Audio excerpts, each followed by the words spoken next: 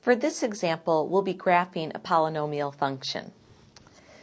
We have the function f of x is equal to x cubed minus 5x squared minus 4x plus 20.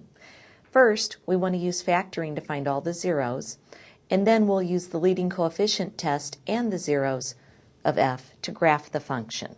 So, we'll start with our function. F of x equals x cubed minus 5x squared minus 4x plus 20. Since we have 4 terms in this polynomial function, let's try factoring by grouping. For the first 2 terms, we'll factor out an x squared, and we'll have left x minus 5. And then we'll factor out a negative 4 from the last 2 terms, and we'll have x minus 5.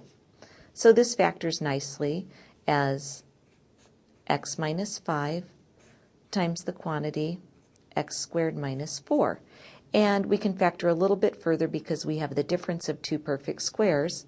So we get x minus 5 times the quantity x plus 2 times the quantity x minus 2.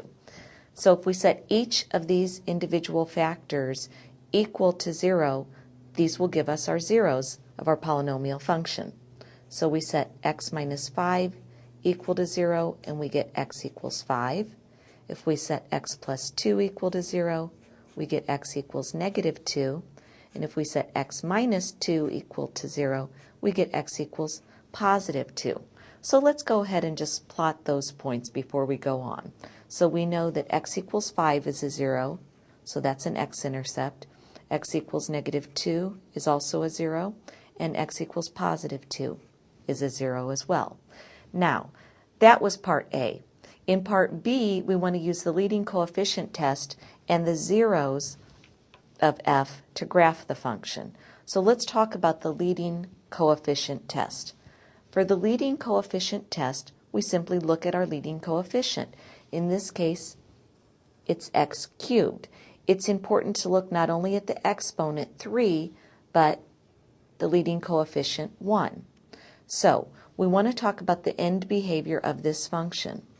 Whenever we have a leading coefficient that is positive and the exponent is odd, that means our end behavior will go up to the right and down to the left. In other words, this curve rises to the right and it falls to the left. So, using this information along with our zeros, we can also do one other thing to get a little bit more accurate of a sketch. We can look at the y-intercept. The y-intercept will occur whenever we let x equal 0. If we let x equal 0 in our original function, we'll see that f of 0 gives us, we'll just have 0 here, minus 0 again, minus 0, plus 20. So we'll see that 20 is our y-intercept.